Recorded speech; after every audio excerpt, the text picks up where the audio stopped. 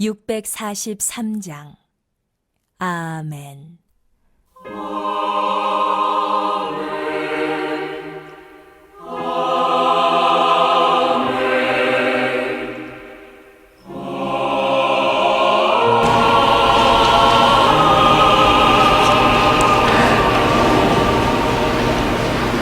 네, 우리 함께 사도신경 고백하심으로 예배를 시작하겠습니다. 전능하사 천지를 만드신 하나님 아버지를 내가 믿사오며 그 외아들 우리 주 예수 그리스도를 믿사오니 이는 성령으로 잉태하사 동정녀 마리아에게 나시고 본디오 빌라도에게 고난을 받으사 십자가에 못 박혀 죽으시고 장사한 지 사흘 만에 죽은 자 가운데서 다시 살아나시며 하늘에 오르사 전능하신 하나님 우편에 앉아 계시다가 저리로서 산 자와 죽은 자를 심판하러 오시리라. 성령을 믿사오며 거룩한 공회와 성도가 서로 교통하는 것과 죄를 사하여 주시는 것과 몸이 다시 사는 것과 영원히 사는 것을 믿사옵나이다. 아멘. 우리 다 같이 자리에서 일어나셔서 찬송가 187장 비둘기같이 온유한 함께 찬양하겠습니다.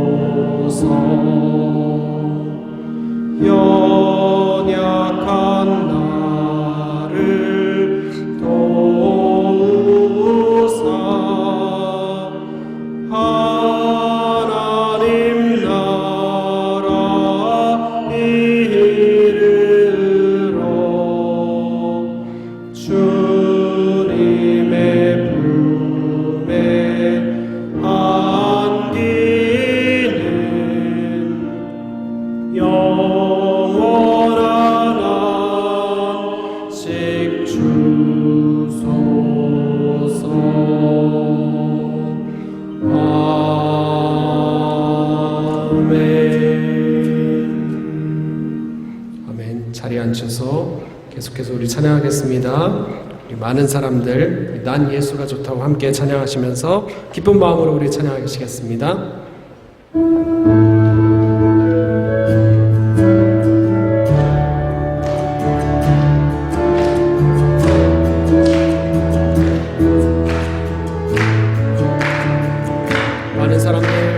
많은 사람들 찾는 진리를 모른 채 주님 곁을 떠나갔지만 내가 만난 주님은 참 사랑이었고 진리로 소망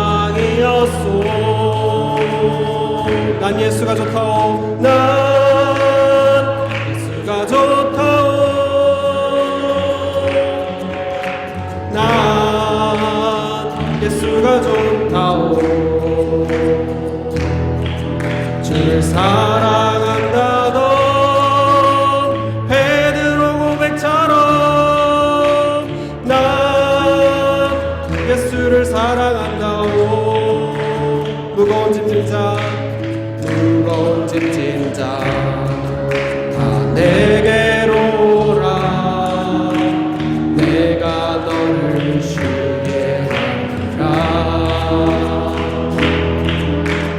그로 참 복된 길이라 항상 내게 들려주셨소. 난 예수가 좋다오. 난 예수가 좋다오. 주를 사랑한다던 베드로 고백처럼 난 예수를 사랑한다오. 형제 자매여 참된 행복을 찾거든 예수님을 만나주세요. 그리로 인하여 평안을 얻으며 나와 같이 고백할 거요. 난 예수가 좋다오. 난 예수가 좋다오.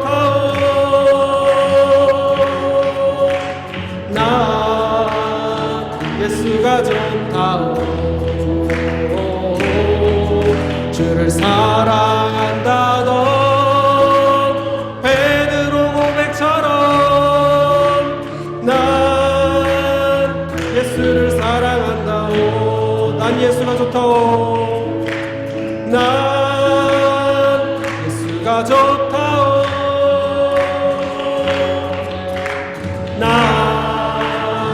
예수가 좋다오. 주를 사랑한다던 베드로 고백처럼 난 예수를 사랑한다오. 나의 가장 낮은 마음 주님께서 기뻐하시고 작은 일에 기쁨을 느끼게 하시는도다. 내가 지쳐 갈 때 주님 내게 힘이 되시고 아름다운 하늘나라 내 맘에 주시는도다. 우리에게 축복하신 하나님 사랑 낮은 자를 높여주시고 아름다운 하늘나라 허락하시고 내 모든 것 예비하시네. 찬양함의 기쁨을 감사함의 평안을 간구함의 하나님 알도록 하셨네. 다시 한번 나의 가장 낮은 마음 나의 가장 낮은 마음 주님께서 기뻐하시고 작은 일에 큰 기쁨을 느끼게 하시는도다. 내가 지쳐 무력할 때 주님 내게 힘이 되시고 아름다운 하늘나라 내 맘에 주시는도다. 우리에게 축복하신 하나님 사랑 낮은 자를 높여주시고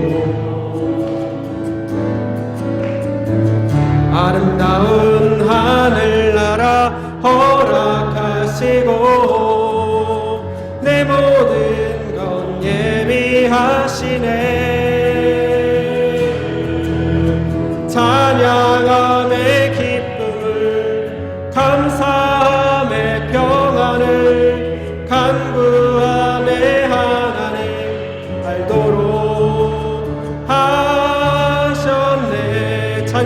기쁨을 찬양함의 기쁨을 감사함의 평안을 간구함의 하나님 알도록 하셨네.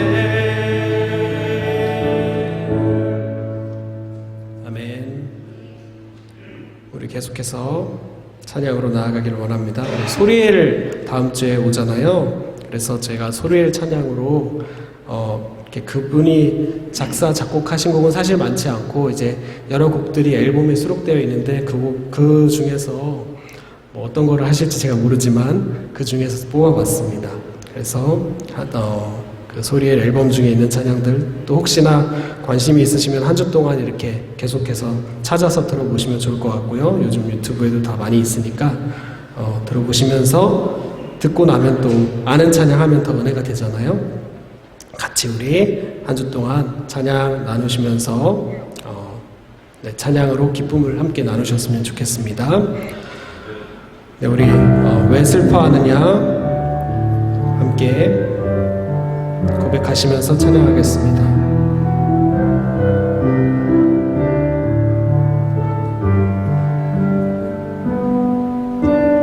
왜 슬퍼하느냐 왜 걱정하느냐 무엇 두려워하느냐 아무 염려 말아라 큰 어려움에도 큰 아픔이 있어도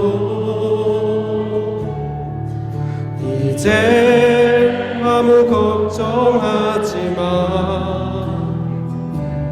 내가 널 붙들어 주리 내가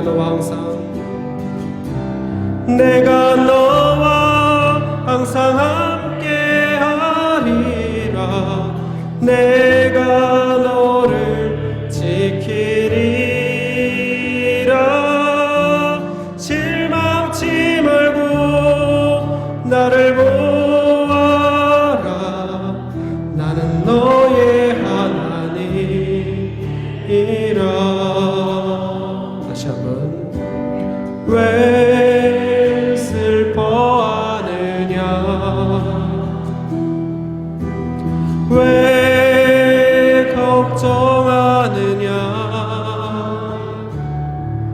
무엇 두려워하느냐 아무 염려 말아라 큰 어려움에도 큰 아픔이 있어도 이제 아무 걱정하지 마 내가 널 붙들어 주리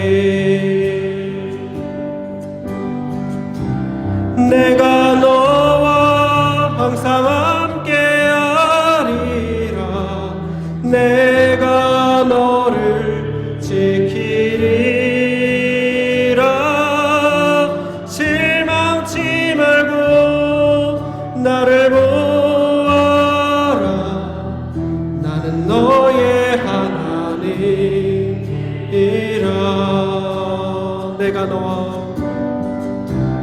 내가 너와 항상 함께 하리라 내가 너를 지키리라 실망치 말고 나를 보아라 나는 너의 하나님이라.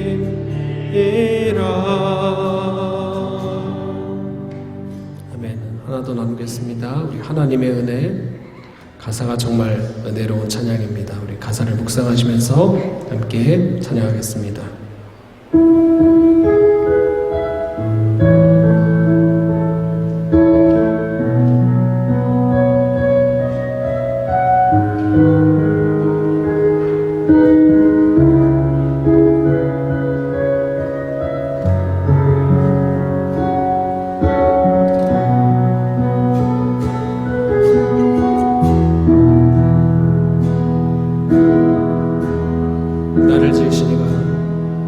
나를 지으신 이가 하나님,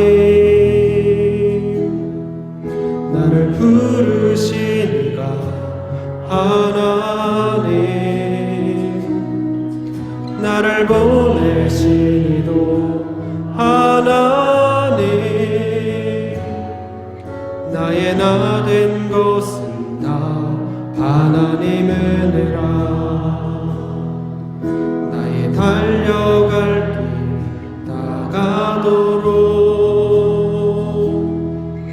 나의 마지막 고 다하도록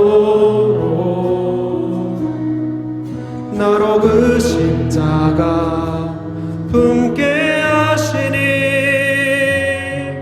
나의 나 된 것은 다 하나님 은혜라. 한량없는 은혜,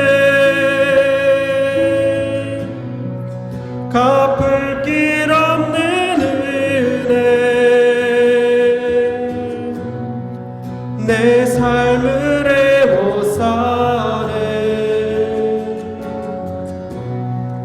하나님의 은혜, 나 주저함 없이 그 땅을 밟음도 나를 붙드시는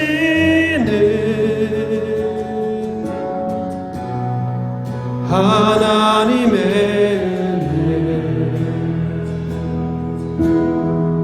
우리 다시 한번 찬양하겠습니다. 나를 지으신 이가 하나님,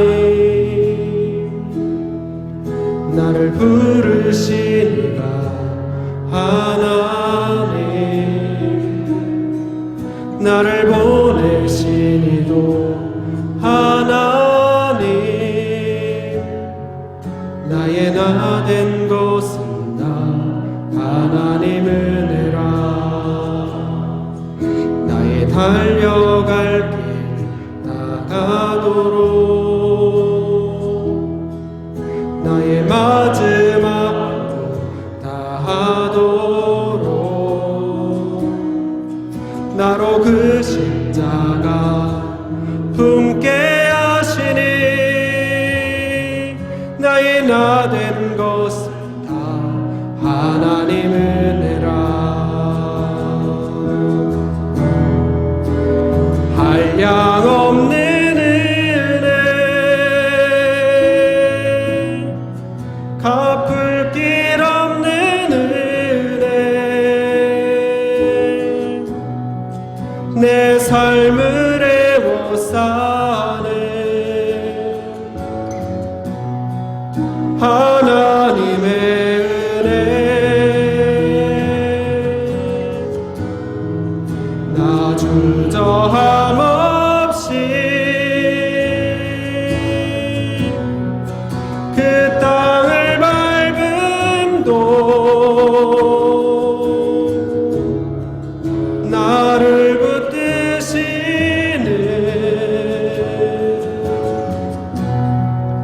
하나님의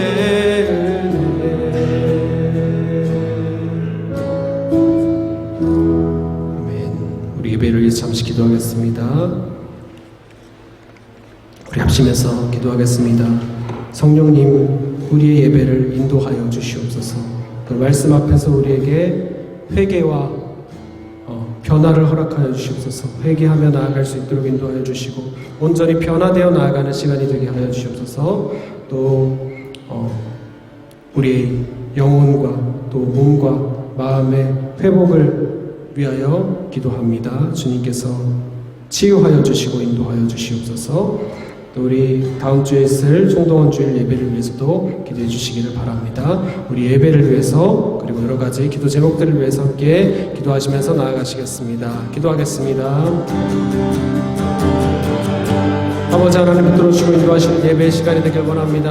아버지 하나님 붙들어주시고 인도하여 주시옵소서. 우리 예배를 주님께서 받아주신 것을 믿습니다. 아버지 하나님들 부족한 가운데 주님 앞에 다시금 나와왔사오니 아버지 하나님께서 붙들어주시고 인도하여 주시는 예배의 시간이 되게 하여 주시옵소서. 성령님께서 우리 예배를 인도하여 주시옵소서. 말씀 앞에 나아갔을 때 우리 아버지 하나님 온전히 회개하며 또 변화되는 시간이 되게 하여 주시옵소서. 아버지 하나님 또한 우리들 회복되는 시간이 되길 원합니다. 치유되는 시간이 되길 원합니다. 우리의 몸과 우리의 영혼이 주님께 온전히 나아가는 시간이 되게 하여 주시옵소서. 또 우리 아버지 하나님 계속되는 예배와 아버지 모든 시간들이 주님께 드려지는 시간이 될 수 있도록 주님께서 붙들어주시고 인도하여 주시옵소서. 역사하여 주시옵소서. 예배의 시종을 주님께 맡깁니다. 우리의 마음을 주님께 의탁하며 나아가오니 주님께서 붙들어주시고 역사하시고 함께하여 주시옵소서. 역사하여 주시옵소서.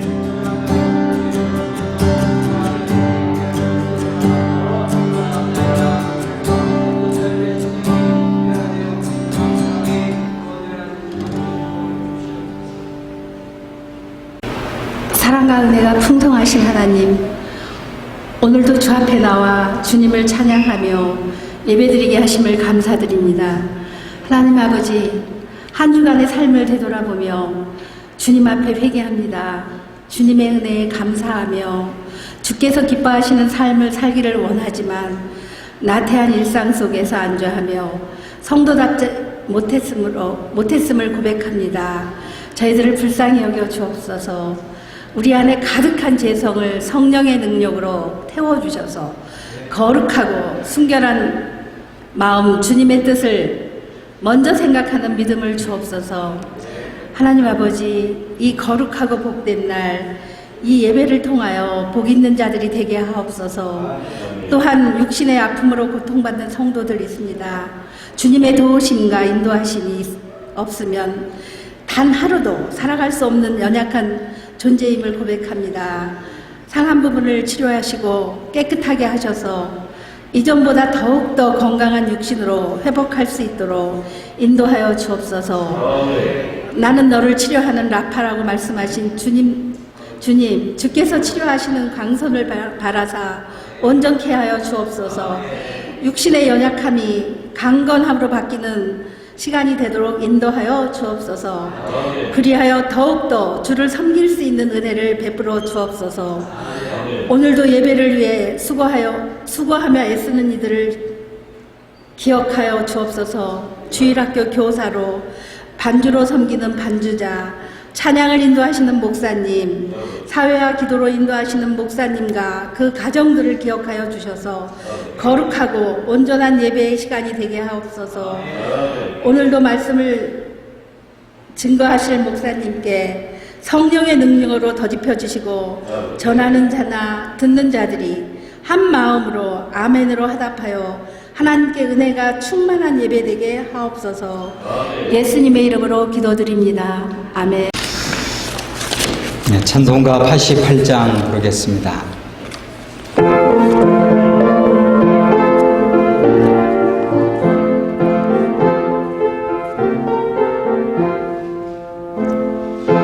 진정 사모하는 친구가 되시는 그주 예수님은 아름다워라.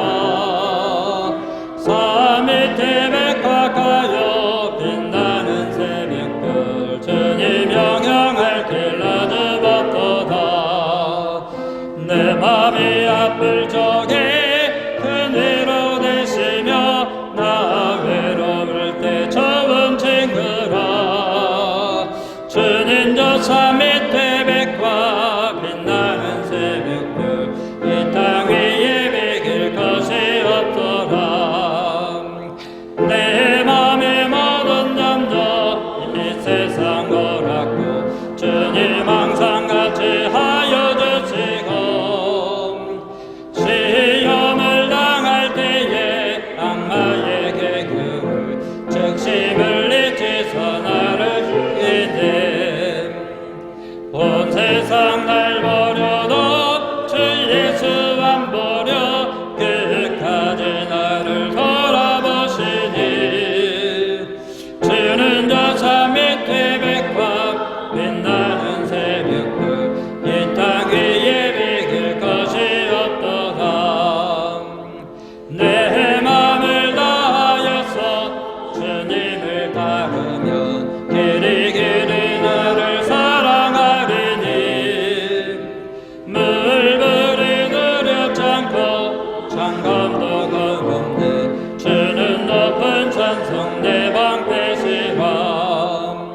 내 영광 먹이시네 태변의 누리가 나와 지지주를 내게 원하네 주는 도삼의 퇴백과 빛나는 새벽별 이 땅 위에 비길 것이 없도다.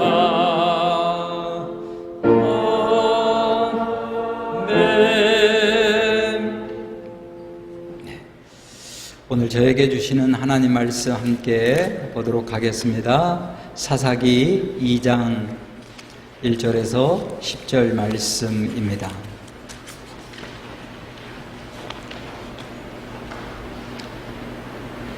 사사기 2장 1절에서 10절 말씀 우리가 함께 교독하시면서 봉독하도록 하겠습니다. 제가 1절 여러분 2절 함께 교독하시며 봉독하시겠습니다.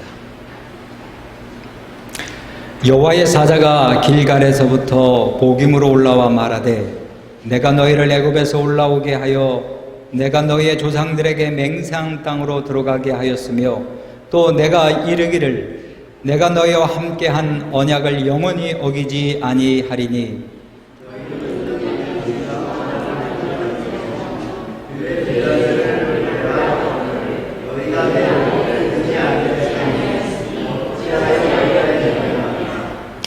그러므로 내가 또 말하기를 내가 그들을 너희 앞에서 쫓아내지 아니하리니 그들이 너희 옆구리에 가시가 될 것이며 그들의 신들이 너희에게 올무가 되리라 하였노라.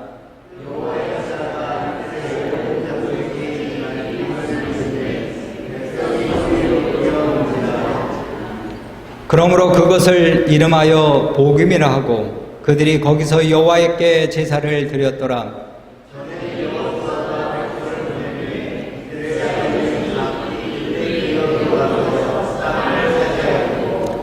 백성이 여호수아가 사는 날 동안과 여호수아 뒤에 생존한 장로들 곧 여호와께서 이스라엘을 위하여 행하신 모든 큰 일을 본 자들이 사는 날 동안에 여호와를 섬겼더라.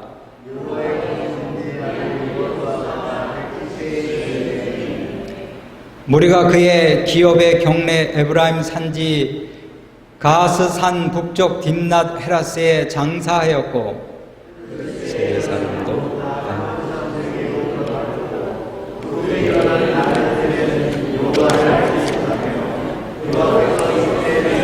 행하신 일도 하지 못하고 아멘. 네, 이 시간에 목사님 나오셔서 복음에서 나타난 부흥이라는 말씀 전하실 때 우리에게도 부흥과 변화가 일어나는 귀한 은혜의 시간 되시기를 바라겠습니다.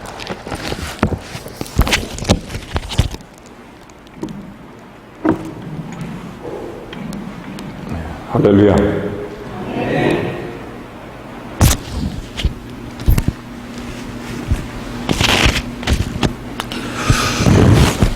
네, 5월 첫 주에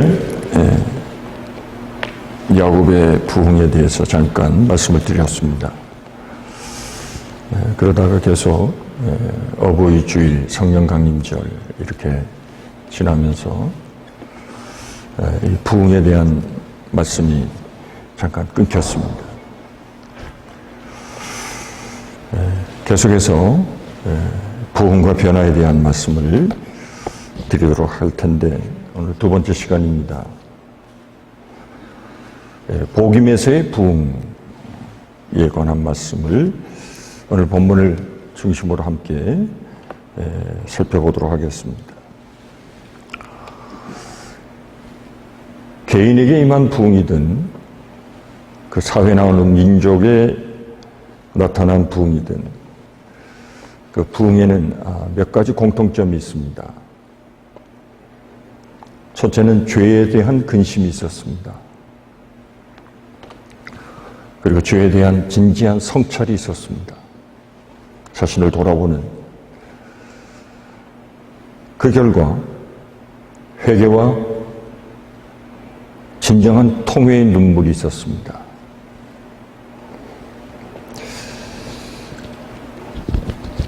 우리가 살아가는 동안 우리는 많은 염려와 근심을 가지고 살아갑니다. 혹시 여러분들은 나의 죄에 대해서 근심을 해보신 적이 있으십니까? 나를 붙들고 있는 이 죄에 대해서 깊이 하나님 앞에 기도하고 생각해 보신 적이 있으십니까? 사도 바울은 이런 근심은 하나님의 뜻을 이루는 근심이다, 그렇게 말씀했습니다. 우리는 생활의 염려와 근심으로 살아왔지만 정말 우리는 죄에 대해서 통렬하게 자신을 돌아보고 하나님의 말씀의 거울에 비추어 자신을 살펴본 적이 얼마나 있으신지요? 고린도후서 7장 8절부터 11절에 있는 말씀을 보시면 먼저 10절에 이런 말씀이 있습니다.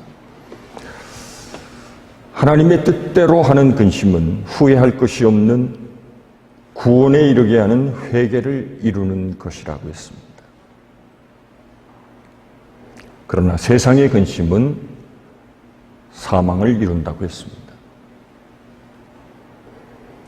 우리 고린도후서 7장에 있는 말씀 한번 찾아보실까요?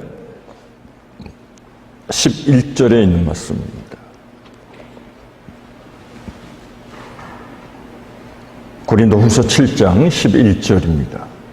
보라, 하나님의 뜻대로 하는 이 근심이 너희를 얼마나 간절하게 하며 얼마나 변증하게 하며 얼마나 분하게 하며 얼마나 두렵게 하며 얼마나 사모하게 하며 얼마나 열심 있게 하며 얼마나 벌하게 하였는가. 너희가 이 일에 대하여 일체 너희 자신의 깨끗함을 나타내었느니라.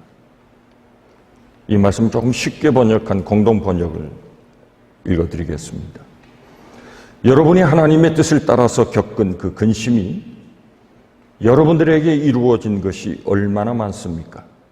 이 근심으로 인하여 여러분은 열심을 가지게 되었습니다. 자신의 무죄를 입증했습니다. 의분이 생겼습니다. 죄에 대해서 두려워할 줄 아는 마음을 가지게 되었습니다. 헌신하려는 마음이 생겼습니다. 악을 징벌할 줄 알았습니다. 이래하여 여러분은 그 사건에 대하여 조금도 잘못이 없음을 잘 증명하였습니다. 죄에 대해서 얼마나 간절하게, 얼마나 분하게, 얼마나 두렵게 여겼는지. 그래서 이 죄의 속박을에 있는 우리의 자신의 모습을 보면서 우리는 얼마나 많은 통회의 눈물을 흘렸는지 우리 자신을 한번 돌아볼 수 있기를 바랍니다. 교회 역사를 보면 3세기에서 5세기까지 유독히 많은 부흥이 있었습니다. 이집트를 중심으로 놀라운 부흥이 있었습니다. 지금은 이집트가 복음의 불모지가 되었지만 예전 3세기에서 5세기는 아주 왕성한 부흥의 현장이 이집트였습니다. 특별히 4세기에서 5세기에 많은 교회 지도자들과 정말 영적으로 갈망하는 많은 사람들이 사막으로 들어가기 시작했습니다. 그래서 나중에 그들을 사막의 교부 이렇게 불렀습니다. Desert Fathers, Desert Mothers. 특별히 4세기에 그랬습니다. 4세기는 매우 뜻있는 세기입니다. 여러분 잘 아시는 AD 313년에 드디어 기독교 박해가 끝이 납니다. 그리고 당시 로마 제국의 국교로 승인을 받게 됩니다. 드디어 복음이 자유롭게 전파될 수 있는 새로운 전환기를 맞이하게 되었습니다. 박해가 끝이 났습니다. 평화의 시대가 도래했습니다. 그런데 교회 역사를 보면 이 가장 평화로웠던 이 시기에 많은 사람들이 사막으로 들어갔습니다.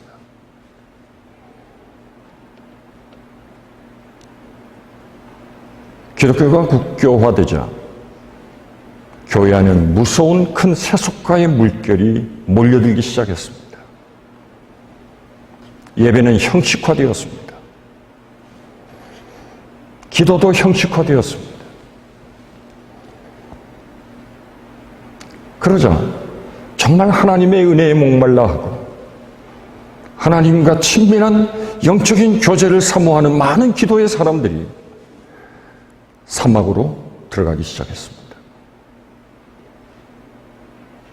이전에는 사막에 들어가려고 하지 않았습니다. 사막은 마귀가 들끓는 곳이라고 믿어왔기 때문입니다. 그리고 사막은 물이 없습니다. 먹을 것이 없습니다. 낮에는 매우 덥고 저녁은 매우 추운 곳입니다.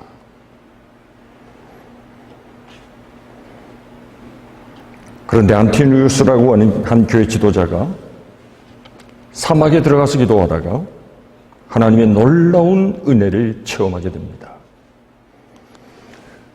그리고 그 소문이 많은 사람들에게 알려지기 시작했습니다. 그래서 많은 사람들이 사막에 가면 하나님의 은혜를 체험할 수 있구나. 성령의 은혜와 성령의 충만을 체험할 수 있구나. 하나님의 은혜를 이렇게 갈급해 하던 많은 사람들이 사막을 향해 들어가기 시작했습니다. 그 사막에 들어간 수도사 중에 한 사람이 남긴 글이 매우 유명한데요. 그는 이런 고백을 했습니다. 나는 사막으로 왔다. 그러나 사막보다 더 두려운 것은 내 마음의 사막이다. 내 마음에는 은혜를 사모하면서도 더 이상 눈물의 강이 흐르지 않는다. 내 마음은 언제부터인가 사막처럼 메말라가고 있다. 오늘 여러분들의 마음은 어떻습니까? 먹을 것 없고 마실 물이 없는, 어느 누구도 의지할 수 없는, 오직 하나님만 의지할 수밖에 없는 그 사막으로 들어갔던 저들이 하나님 앞에 엎드려 기도하는 순간 먼저 자신의 죄 앞에 서게 되었습니다. 그러자 저들은 자신의 죄를 토해내기 시작했습니다. 그때부터 하나님의 임재를 새롭게 경험하기 시작한 것입니다. 사막과 같은 저들의 황폐한 마음에 드디어 성령의 생수의 강이 흐르기 시작했습니다. 그러면서 우리가 잘 아는 수도원 운동이 시작이 되었습니다. 우리의 조국도 마찬가지 아닙니까? 6.25 사변 이후에 초토화된 땅에서 사방 어디를 둘러봐도 소망을 둘 곳이 없는 그 조국의 암담한 현실 앞에 저들은 눈을 하늘로 향하기 시작했습니다. 그리고 하나님을 찾고 구하기 시작했습니다. 우리의 어머니 아버지들, 우리의 할아버지 할머니들이 산에서 들에서 하나님 앞에 엎드려 소리지져 부르짖어 기도하기 시작했습니다. 이때부터 기도원 운동이 시작이 되었습니다. 오늘 사사기 2장을 보시면 이스라엘 백성들이 복임에서 하나님의 큰 부흥을 경험하게 됩니다. 오늘 본문 5절에 있는 말씀 보시면 이 복임이라고 하는 지명 이름이 나옵니다. 그리고 밑에 줄을 보시면 우는 자 이렇게 해석하고 있습니다. 다시 말하면 복임의 뜻, 복힘이라고 하는 것은 눈물을 흘리는 자들이라는 지명의 뜻을 가지고 있습니다. 복힘에서 회개의 뜨거운 눈물을 흘렸다는 것입니다. 이전 역사적인 상황은 어땠습니까? 우리는 사사기 2장 1절 2절을 보시면서 두 가지의 그림을 볼 수 있습니다. 하나는 약속을 지키시는 신실하신 하나님. 또 하나의 그림은 그 신실하신 하나님과의 약속을 깨뜨려 버리는 이스라엘 백성들. 하나님은 거룩한 언약의 말씀을 주셨습니다. 그리고 이 언약 가운데 함께 살 것을 말씀하셨고 그 백성들을 주시하고 계셨습니다. 그러나 이스라엘 백성들은 가나안 땅에 들어온 지 얼마 되지 않아서 하나님과의 약속을 내팽개쳐 버렸습니다. 사막에서 먹어보지 못한 너무도 맛있는 음식들이 가나안 땅에는 많았습니다. 사막에서 입어보지 못했던 좋은 옷들이 가나안 땅에는 널려 있었습니다.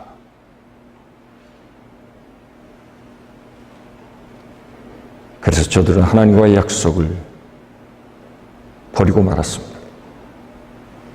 하나님은 마침내 이렇게 말씀하십니다. 오늘 2절 하반절에 있는 말씀 보실까요? 너희는 이 땅의 주민과 언약을 맺지 말며 그들의 제단들을 헐라하였거늘 너희가 내 목소리를 듣지 아니하였으니 어찌 그리하였느냐. 왜 너희들은 나와의 약속을 그렇게 마치 헌신짝처럼 내팽개쳐 버렸냐. 이런 하나님의 책망의 음성이 들려왔습니다. 저들은 마침내 그렇게 가고 싶어 했던 젖과 꿀이 흐르는 가나안 땅에 들어왔습니다. 그 모진 40년의 광야의 생활을 마쳤습니다. 요단강을 건넜습니다. 여리고성을 무너뜨렸습니다. 한 번의 실패는 있었지만 아이성을 점령하고 마침내 하나님이 약속하신 그 땅에 들어왔습니다. 지금까지 함께 하신 하나님, 그 신실하신 하나님의 은혜를 생각하고 그 땅에서 그 하나님을 바라고 살아가야 할 이스라엘 백성들이 그 약속의 땅에 들어오자마자 저들은 하나님과의 약속을 배신해버렸습니다.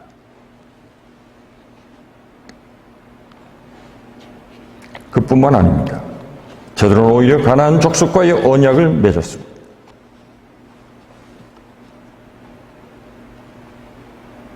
이 절에 보시면 이 땅의 주민과 언약을 맺지 말라고 했는데 왜 지키지 않았느냐? 이 말씀은 저들이 가나안 족속과 언약을 맺었다는 것입니다. 가나안 땅에 들어와서 저들은 쉽게 문화적인 세속화에 물들기 시작했습니다. 사사기 앞에 있는 성경책이 뭐죠? 네, 여호수아서입니다.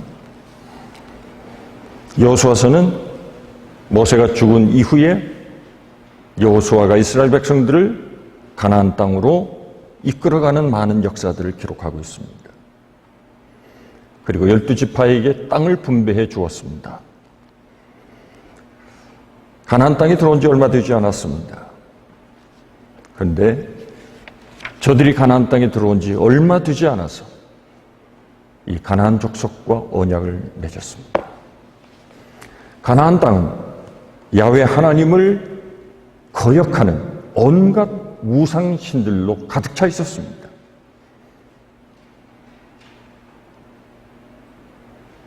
이 가나안 땅에 있는 모든 우상의 문화와 거짓된 신화를 근절시키고 그 땅을 바꾸어야 할 저들이 오히려 저들에게 큰 영향을 받게 되었습니다. 출애굽기 23장 32절 보시면 너는 그들과 그들의 신들과 언약하지 말라. 출애굽기 23장 33절에 또 이렇게 말씀하셨습니다. 그들이 너희 땅에 머물지 못할 것은 그들이 너를 내게 범죄하게 될까 두려움이라. 너희가 그 신을 섬기면 그것이 너희의 올무가 되리라. 하나님께서 모세를 통해서 가나안 땅에 들어가서 이 가나안 족속의 문화에 쉽게 물들지 않기를 이미 경고하셨습니다. 3절의 오늘 본문을 보시죠. 그들을 너희 앞에 쫓아내지 아니하리니 그들이 너희 옆구리에 가시가 될 것이며 그들이 너희에게 올무가 되리라. 하나님께서는 7 족속 모두를 진멸하라고 했습니다.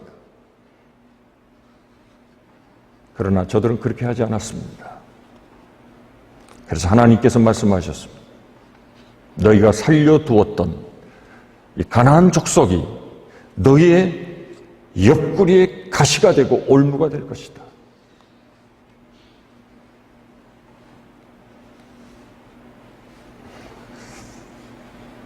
그리고 저들은 여호와 하나님을 이미 잊어버렸습니다. 10절에 있는 말씀 보시면 그 후에 일어난 다른 세대들은 여호와를 알지 못하며 여호와께서 이스라엘을 위하여 행하신 일도 알지 못하였더라. 여호수아의 죽음 이후에 그 다음 세대들을 가르쳐서 뭐라고 말하죠?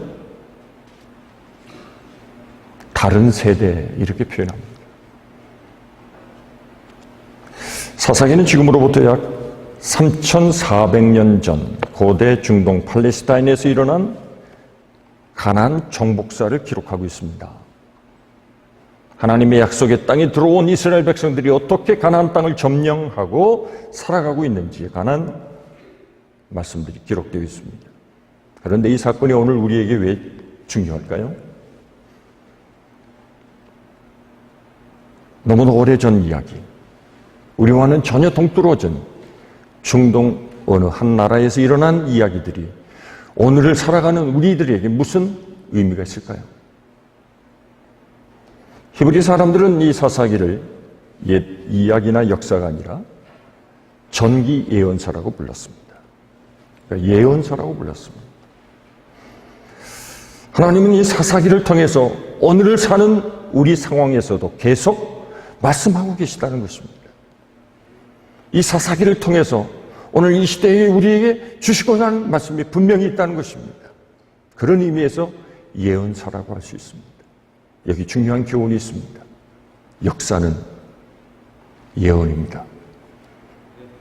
역사는 반드시 반복되기 때문에 그렇습니다. 사사기 1장 1절을 보시면 여호수아가 죽은 후에 라는 말씀으로 시작이 됩니다. 그리고 사사기 21장 25절 끝에 보시면 그때 이스라엘에 왕이 없었다. 이렇게 사사기가 끝이 납니다. 여호수아를 보시면 여호수아서에는 여호와의 종 모세가 죽은 후에 이렇게 시작이 되고 사사기는 여호수아가 죽은 후에 이렇게 시작이 됩니다. 사사기 1장에는 여호수아가 죽은 이후에 각 지파들이 행했던 모든 일들이 매우 차례로 기록되어 있습니다. 2장 6절에 보시면 다시 여호수아의 이름이 나옵니다. 그리고 여호수아의 죽음을 또다시 반복해서 기록하고 있습니다. 사사기가 기록되었던 1장으로 다시 돌아갑니다. 사사기에는 아주 독특한 문학적인 구조가 있습니다. 그것은 서론이 2번 항상 반복되어 기록되고 있다는 것입니다. 결론도 마찬가지입니다. 우리는 1장 서론에서 보시듯이 한 지도자의 죽음으로 하나님의 일은 결코 중지되지 않는다는 것을 우리에게 매우 강조하고 있습니다. 이것은 어느 지도자의 일이 아니라 이 역사의 주인은 하나님이시다는 것을 우리에게 분명히 말씀하고 있습니다. 여호수아는 죽었습니다. 그러나 이제 가나안 땅에서 7 족속과 싸워 그 땅을 진정으로 정복해야 할 사명은 끝나지 않았습니다. 이제 가나안 족속을 진멸하기만 하면 됩니다. 사사기 1장을 보시면 이 가나안 땅을 정복하는 일에 이스라엘 백성들이 실패합니다. 전쟁에서 집니다.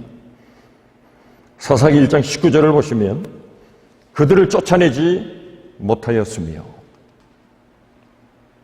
1장 29절을 보시면 가나안 사람을 쫓아내지 못하며 또 1장 30절을 보시면 쫓아내지 못하였으나 31절을 보시면 쫓아내지 못하고 33절에 쫓아내지 못하고 가나안 족속을 쫓아내지 못했어요. 심지어는 34절에 아모리 사람들에게 이스라엘 백성들이 오히려 쫓겨납니다. 그 이유를 또 설명하고 있습니다. 그 가나안 부족들은 철병기를 가지고 있었다는 것입니다. 그들의 요새는 산지에 있었다는 것입니다. 철병거를 가진 가나안 족속과 감히 이스라엘 백성들이 싸울 생각을 못했던 것입니다. 그런데 오늘 본문의 평가는 참으로 놀랍습니다. 이스라엘 백성들이 가나안 부족을 쫓아내라고 하나님 말씀하셨고 그 일을 실행하려 했지만 저들은 결론적으로 이 가나안 족속을 쫓아내지 못했습니다.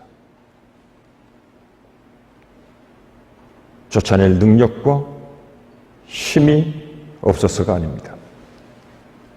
오늘 성경은 쫓아내기를 싫어했습니다. 심지어는 가나안의 우상과 저들의 풍요, 그들의 쾌락과 함께 섞여 즐기고 싶은 마음이 저들 안에 있었습니다. 가나안에 들어오니까 가나안의 문화가 너무 좋습니다. 그래서 저들과 함께 그 문화에 젖어서 저들과 함께 생활하고 싶은 마음이 저들에게 있었습니다. 그래서 가나안 족속을 쫓아내지 않았습니다.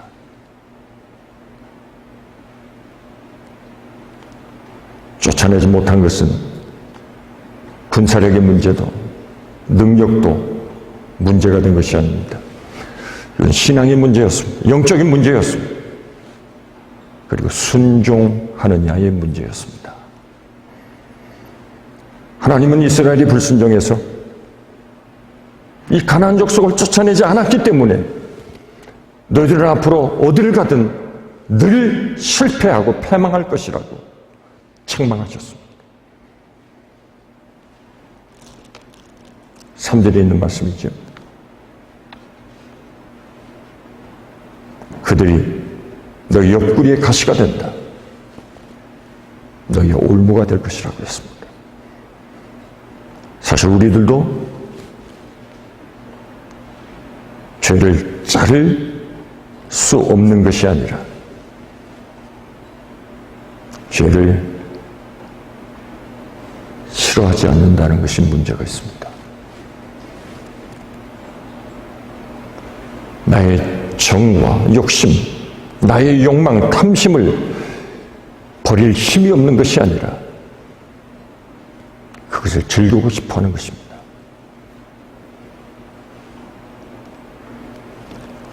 이 하나님의 말씀을 듣자 4절을 보시면 복음에 있는 이스라엘 백성들이 통곡하고 울기 시작했습니다.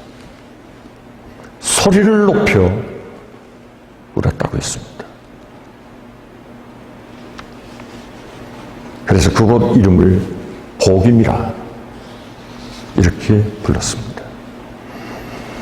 백성들이 지금 자신들의 모습을 하나님의 말씀을 통해 돌아올 때 정말 우리가 하나님의 신실하신 언약을 저버리고 살았구나.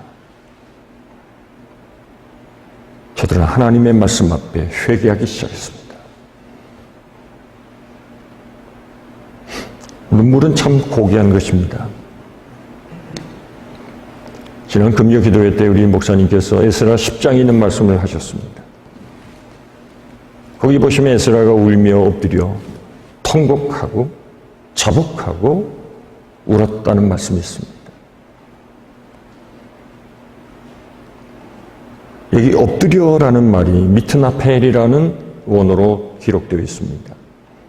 이 극도의 슬픔 때문에 자신의 몸을 스스로 가누지 못하고 쓰러지는 행위를 표현한 단어입니다.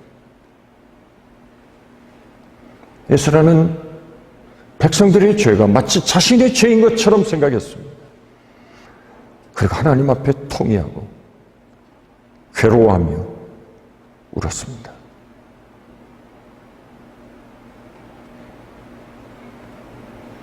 영적인 싸움은 찬송 부르다가 눈물 몇 번 흘렸다고 해결될 문제가 아닙니다.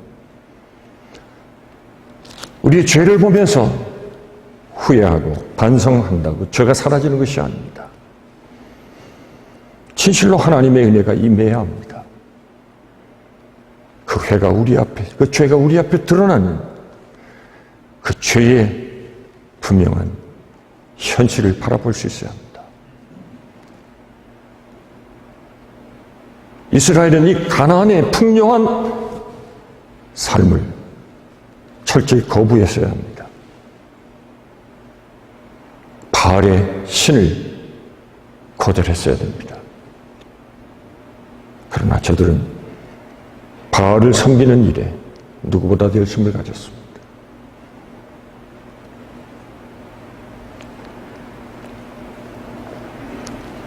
오늘 1절에 있는 말씀 보시면 여호와의 사자가 길갈에서부터 복임으로 올라와 말씀했다고 했습니다. 지금 이 이스라엘의 모습을 바라보시면서 하나님의 사자가 복임으로 찾아온 것입니다. 그리고 저들이 저지른 지금까지의 모든 죄악에 대하여 철저하게 책망하셨습니다.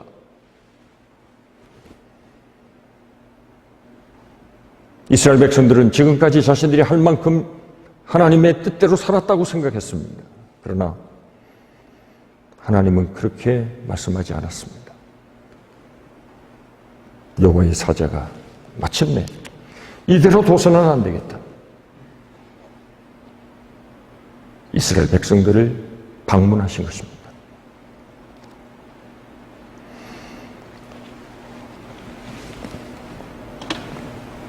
길갈로 다시 돌아가자 라고 말씀하는 것은 길갈이라는 지역으로 다시 돌아가자는 말씀이 아니라 이 길갈의 정신, 길갈의 언약을 다시 회복해야 한다는 말씀입니다. 우선 여기 1절에 여호와의 사자가 누구일까요? 구약 성서에 보시면 한 41에 등장한다고 이렇게 주석에 말씀하고 있는데 사사기에만 15번이 기록이 되어 있다고 합니다. 그러니까 사사기에 아주 많이 등장하는 단어죠. 매우 중요한 단어라는 거죠. 광야에서 이스라엘 백성들을 인도하신 분이 여호와의 사자라는 것입니다. 출애굽기 23장 20절에 보시면 내가 사자를 내 앞서 보내어 길에서 너를 보호하며 너를 내가 예비한 곳에 이르게 하리니 가나안 땅에 이르는 모든 전 과정을 하나님께서 이 사자를 보내어 저들을 인도해 주신다는 것입니다. 그리고 가나안 여리고성을 무너뜨리기 전 여호수아를 만나 주신 분이 여호와의 사자입니다. 바로 이 여호와의 사자가 길갈에서부터 보킴에 온 것입니다. 보킴은 우리가 잘 아는 베델이라고 하는 지역입니다. 왜냐하면 5절에 보시면 이 보킴에서 하나님 앞에 제사를 드렸습니다.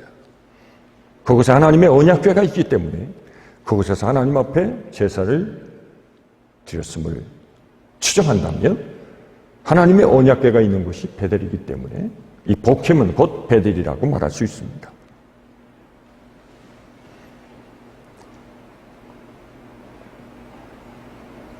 우리가 의문이 하나 생기는데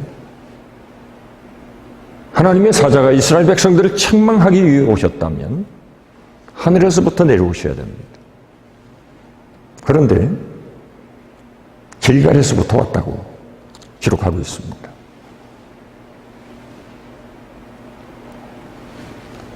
이 길갈의 언약을 먼저 좀 살펴볼 필요가 있습니다.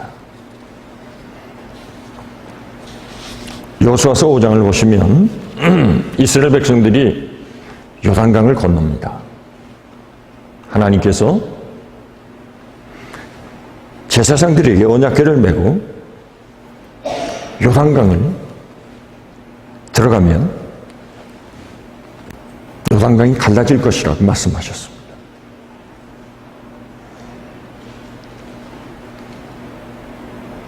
홍해는 어떻게 건넜죠? 하나님이 홍해를 가르시고 이스라엘 백성들로 하여금 홍해를 건너가게 하셨습니다. 이번에는 하나님께서 저들의 영적인 수준을 조금 높이셔서 제사장이 하나님의 법궤를 메고 요단강에 발을 들여놓으면 요단강이 갈라지게 될 것이다. 그렇게 하라고 말씀하셨습니다. 어려운 숙제와 같은 문제를 명령하신 것입니다. 그런데 정말 요단강이 갈라졌습니다. 백성들이 다 건넜습니다. 얼마나 신이 났을까요? 정말 하나님의 말씀에 순종했더니 요단강이 갈라졌구나. 이스라엘 백성들이 다 요단강을 건넜습니다. 이스라엘 백성들의 사기가 하늘을 찌를 듯 했습니다. 이제 눈앞에 보이는 저 여리고성, 지금 당장이라도 쳐들어가서 저 여리고성을 점령할 수 있다는 자신감이 넘치고 있었습니다. 그런데 하나님께서 예상 밖에 매우 엉뚱한 명령을 하셨습니다. 여호수아서 5장 2절 3절 보시면 여호와께서 여호수아에게 이르시되 너희는 부싯돌로 칼을 만들어 이스라엘 자손들에게 다시 할례를 행하라 하시니 여호수아가 부싯돌로 칼을 만들어 할례산에서 이스라엘 자손들에게 할례를 행하니라. 할례는 남자의 생식기의 표피를 자르는 외과적인 수술을 통해서 저들이 하나님의 백성이 되었음을 선포하는 의식입니다. 사방에 적들이 있습니다. 전쟁을 해야 되는 남자들이 이 외과적인 수술을 받게 되면, 이 할례를 행하게 되면 적의 반격에 대응할 수가 없습니다. 속수무책으로 죽을 수밖에 없습니다. 근데 하나님은 할례부터 하라는 것입니다.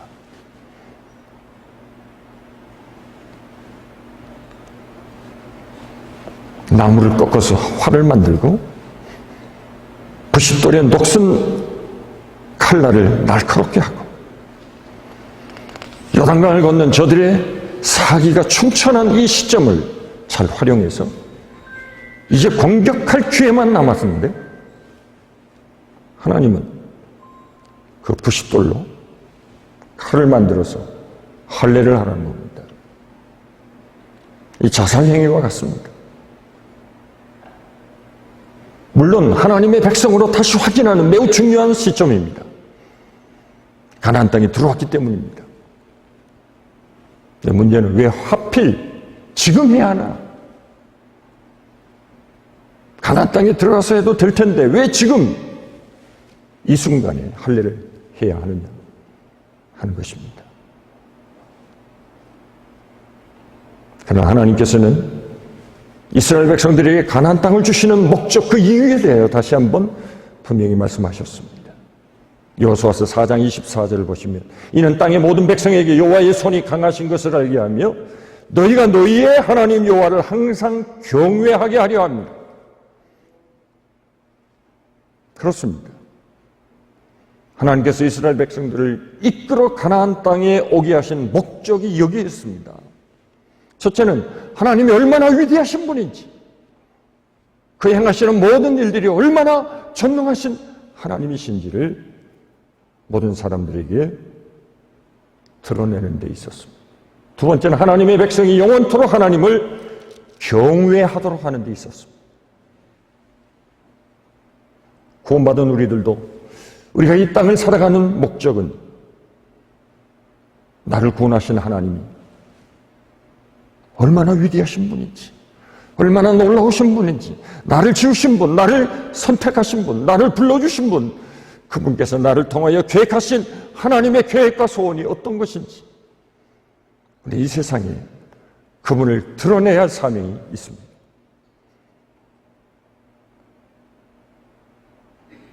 할례를 마치고 일어설 때 하나님이 뭐라고 말씀하셨습니까? 여호수아서 5장 9절을 보시면 여호와께서 여호수아에게 이르시되 내가 오늘 애굽의 수치를 너희에게서 떠나가게 하였다 하셨으므로 그곳 이름을 오늘까지 길갈이라 하니라. 길갈의 뜻은 무엇이라고요? 굴러갔다는 뜻입니다. 애굽의 수치, 애굽 사람과 똑같은 가치관을 가지고 있었던 그 모든 욕망, 이 모든 것이 다 굴러갔다는 것입니다. 이스라엘에게서 떠나갔다는 것입니다. 여기서 왜 하나님께서 이스라엘 자손들이 할례를 행했을 때 애굽의 수치가 떠나갔다고 하셨을까요?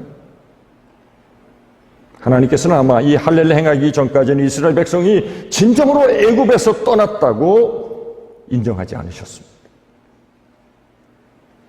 몸만 애굽을 떠났을 뿐 저들의 마음에는 이 애굽의 노예 근성이 여전히 살아있었습니다. 그래서 40년 동안 끊임없이 하나님을 향하여 원망하고 불평했습니다. 노예 근성을 버리기 전까지는 여전히 노예일 뿐입니다. 구원 그 이후의 과제는, 구원받은 이후에 우리에게 주어진 하나님의 사명은 세상의 가치관을 자르는 싸움을 해야 합니다. 내 안에 있는 모든 세상적인 가치들을 굴러보내야 됩니다. 진정한 길갈의 정신이 우리에게 있어야 합니다. 세상의 노예가 되어 살던 그 부끄러움을 잘라버려야 합니다. 그런 의미에서 하나님은 이 길갈의 의미를 다시 한번 복임에 있던 이스라엘 백성들에게 상기시켜 주신 것입니다. 죄악의 종으로 살던, 가나안 땅에 들어와서도 여전히 죄악의 종이 되어 바알을 섬기려고 하는 저들, 하나님의 언약을 저버리고 가나안 족속과 언약을 맺는 이 엄청난 저들의 죄악의 모습들을 이제 벗어 던지기를 원하신 것입니다. 그래서 여호와의 사자를 보내신 것입니다. 애굽의 수치가 물러가야 하나님 나라의 영광이 찾아옵니다. 내 안에 죄악의 세력이 떠나가야 진정한 부흥의 역사가 일어납니다. 진정한 회개와 통곡이 있어야 하나님의 주시는 은혜의 회복의 역사가 나타나는 것입니다. 그래야 진정한 변화의 열매가 있을 것입니다. 이 할례를 행함으로 거룩함을 회복하자 하나님께서 사자를 보내어 찾아오셨습니다. 여호수아는 아마도 이제 여리고성을 어떻게 공격해야 할지에 대해서 생각하고 있었을지 모릅니다. 그런데 갑자기 그의 앞에 나타난 한 장수를 만나게 됩니다. 여호수아가 여리고에 가까이 이르렀을 때 눈을 들어본 즉 한 사람이 칼을 빼어 손에 들고 마주 서 있는지라. 여호수아가 나아가서 그에게 묻되 너는 우리를 위하느냐 우리의 적들을 위하느냐.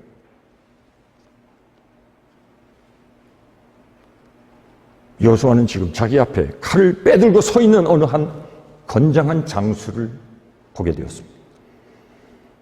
여호수아는 그가 누구인지 몰라서 당신이 우리 편입니까? 아니면 저 가난한 사람들의 편입니까? 하고 물었습니다. 그때 그는 놀라운 대답을 합니다. 나는 여호와의 군대 장관으로 지금 왔느니라. 여호수아가 얼굴을 땅에 대고 엎드려 절하고 그에게 이르되 내 주여 종에게 무슨 말씀을 하려 하시나이까? 마침내 여호와의 사자가 이스라엘 백성과 함께하기 위하여 찾아오셨습니다. 여리고성은 저들의 힘으로 함락할 수 없는 것입니다. 그래서 하나님의 사자가 군대 장관으로 이스라엘 백성에게 찾아오셨습니다.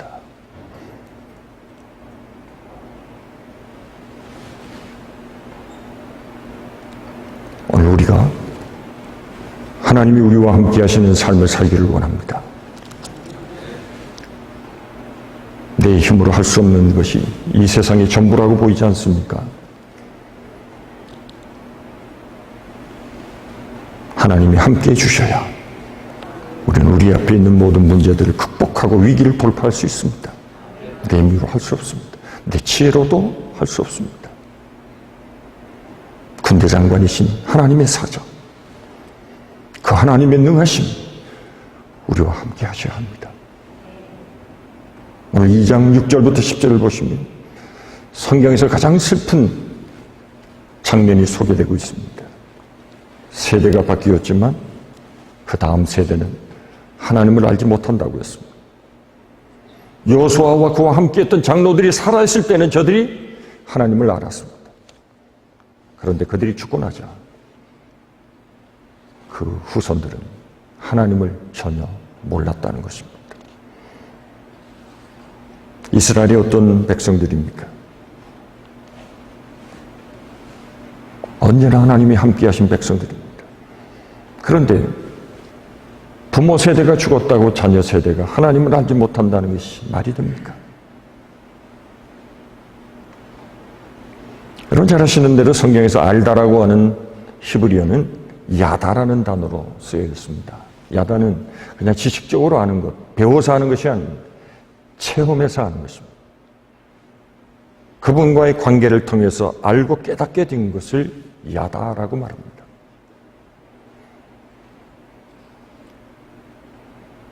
부모로부터 역사 이야기를 들었겠지요. 우리가 어떻게 홍해를 건넜는지, 요단강을 어떻게 건넜는지, 여리고성을 어떻게 무너뜨렸는지 부모들로부터 이야기를 전해 들었을 것 아니겠습니까? 저들은 부모의 이야기로만 전승되어 온 지식을 가지고 있었습니다. 저들은 진정으로 여호와 하나님을 체험하지 못했습니다. 그 하나님을 알지 못한 세대들이 되었습니다.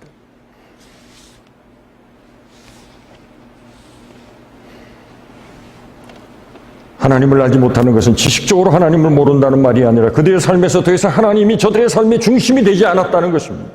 사실 그들은 하나님을 잊어버린 것입니다. 그래서 하나님이 어떤 분이신지, 그분이 무엇을 기뻐하시는지, 무엇을 미워하시는지, 그분을 어떻게 섬겨야 하는지, 그분의 백성으로 어떻게 이 땅에서 살아야 하는지를 저들은 배우지 못했습니다. 얼마나 가슴 아픈 일입니까?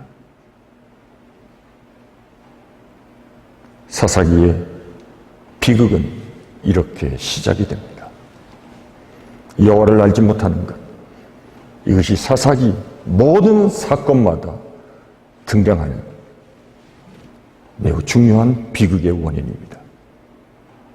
그래서 오늘 본문에 그 후에 일어난 세대를 어떤 세대라고 말하죠? 다음 세대라고 합니까? 자녀 세대라고 했습니까?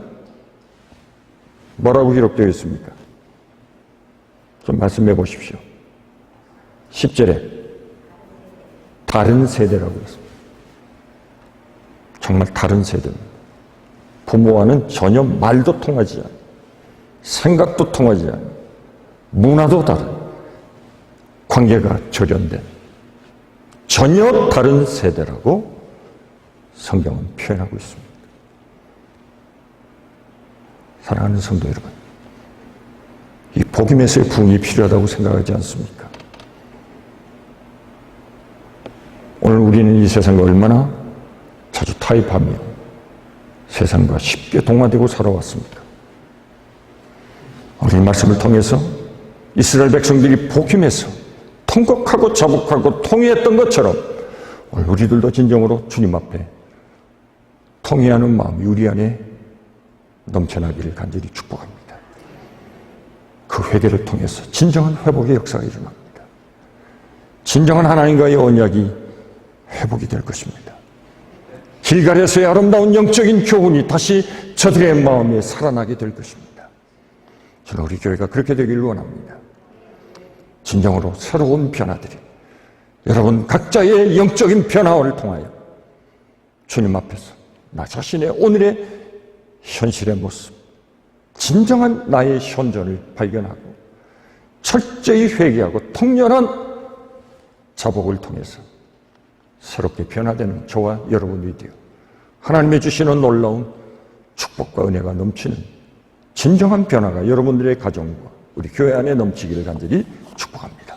기도하겠습니다. 하나님 감사합니다. 메말라버린 우리의 마음, 우리의 눈, 주님 은혜의 생수의 강이 흐르기를 원합니다. 정말 주님을 생각하며 감격스러워 그저 눈물로 통회하며 감사하고 감격의 눈물을 흘리는 영적인 은혜를 다시 회복하기를 원합니다. 에베소 교회가 책망받았던 것처럼 첫사랑을 잃어버린 우리들은 아닌지요. 주님을 만났던 그 감격, 그 은혜가 다시 한번 우리의 마음속에 되살아나게 하여 주옵소서. 그래야 진정한 변화가 일어나게 하시고 하나님의 기뻐하시는 부흥이 이 세상을 통하여 나타나게 하여 주옵소서. 하나님이 얼마나 위대하신 분인지, 그 하나님은 얼마나 두려우신 분인지, 그 하나님은 우리를 얼마나 기뻐하시는 하나님이신지를 이 세상 모든 사람들에게 전하며 주의 복음을 선포하는 하나님의 자녀들이 다 되게 하여 주옵소서. 귀한 예물 주님 앞에 드리오니 이 예물을 주님 받으시고 쓰여지는 것에 하나님의 크고 놀라운 영광이 드러나게 하옵소서. 예수님의 거룩하신 이름으로 축복하며 기도하옵나이다. 아멘. 함께 찬송 부릅니다. 278장 부릅니다.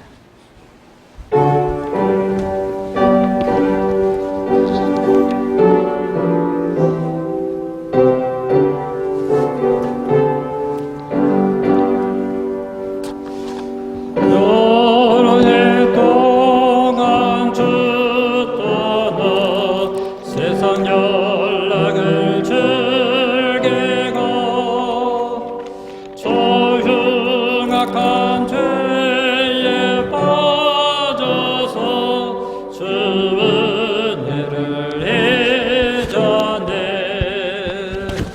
오 사랑의 예수님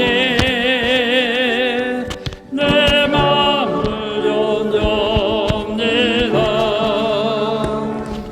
또 들어와 나와 함께하며 내 생명이 되소서.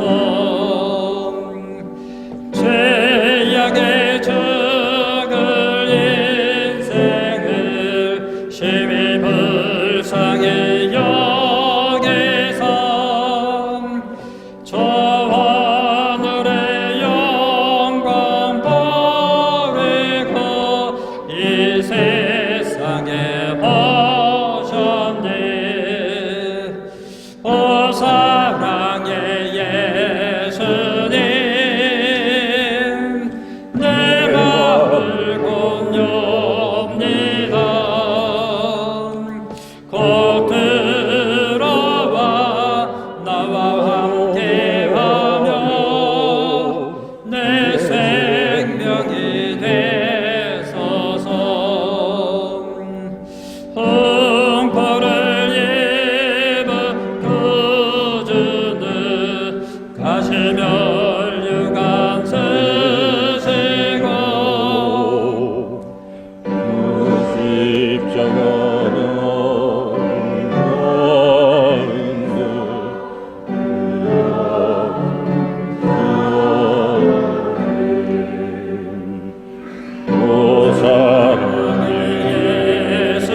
예수님 내 마음을 건넵니다.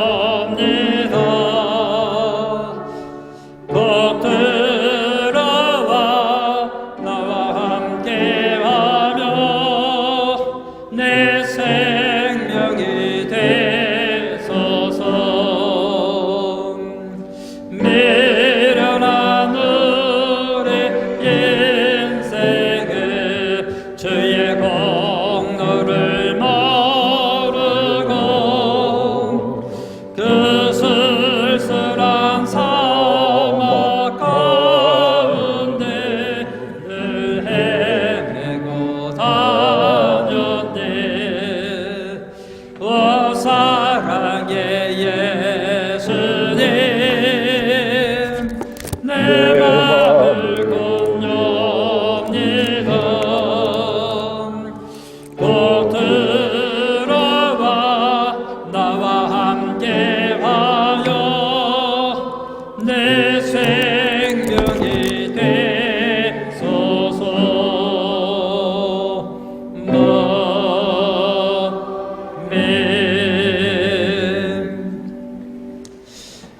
네. 교회 소식을 알려드리겠습니다.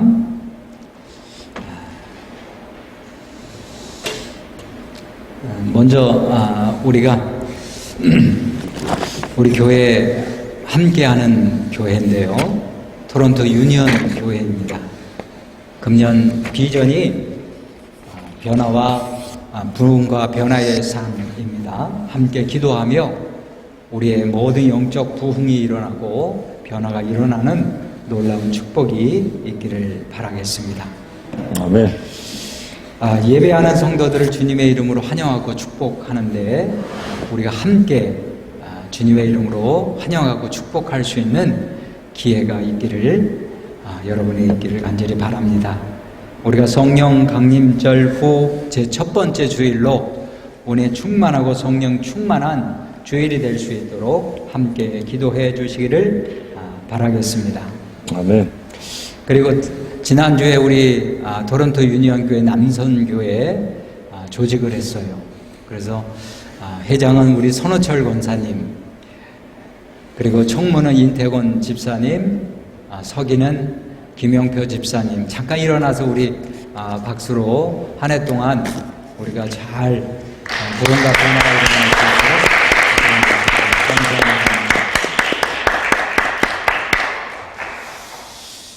예, 다음 주일은 여러분 총동원 주일로 우리가 함께 기도하고 있습니다. 그래서 아마 주보로 나눠드렸는 태신자 카드를 나눠드렸을 겁니다. 이 태신자 작성할 사람이 없더라도 내가 기도는 해야 되겠다. 내가 이분을 위해서 기도는 해야 되겠다. 함께 권면하고 내 자녀도 권면할 수 있는 것이고요. 내 형제도 권면할 수 있는 것이고 내 이웃도 권면할 수 있는 거예요. 예, 권면한 사람, 씨를 뿌리는 사람은 때가 되면 거두리라. 약속의 말씀을 믿고 한번 권면하시고 함께 참여해서 은혜의 시간 될 수 있도록 여러분 함께 기도해 주시기를 바랍니다.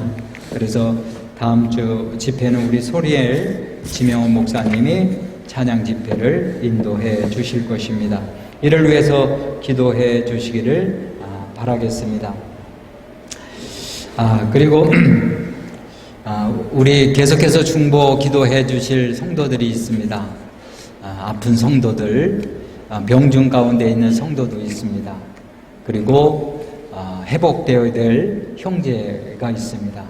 여러분 이를 위해서 계속해서 기도하실 때마다, 그리고 함께 기도의 자리에 나오셔서 기도해 주시는 저와 여러분 되시기를 간절히 바라겠습니다.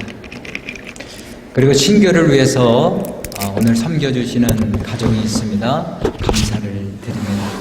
그리고 또 예배를 위해서 여러모로 섬겨주시는 손길이 있습니다. 알게 모르게 우리 모든 것을 또 이렇게 찬양 세트도 해주시고, 또 주방에 가서 또 테이블도 깔아주시고, 알게 모르게 오셔서 하나 둘 마지막까지 잘 정돈해 주시고 준비해 주신 손길 감사를 드리겠습니다. 그리고 오늘은 각 부별 모임이 없습니다. 여러분 함께 깊은 친교와 신앙의 이야기들을 함께 나누시면서 좋은 친교의 시간을 갖기를 바라겠습니다.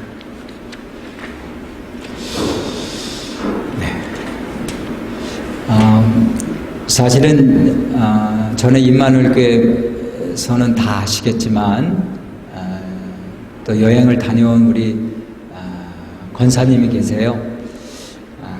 우리 권사님 잠깐 일어나시죠. 예, 우리 권사님 성함을 제가 정식. 맞아, 김정식 권사님. 제가 기억이 베란간에 기억이 안 나지 않았습니다. 우리 권사님 또 새로 오늘 참석해 주시는 집사님이나 성도님 계세요? 예, 없으신 것 같고요. 예, 우리 김정식 권사님을 위해서 한번 한양의 박수로 함께 해주시겠습니다. 감사드립니다. 예. 그리고 우리 영어권에서 지금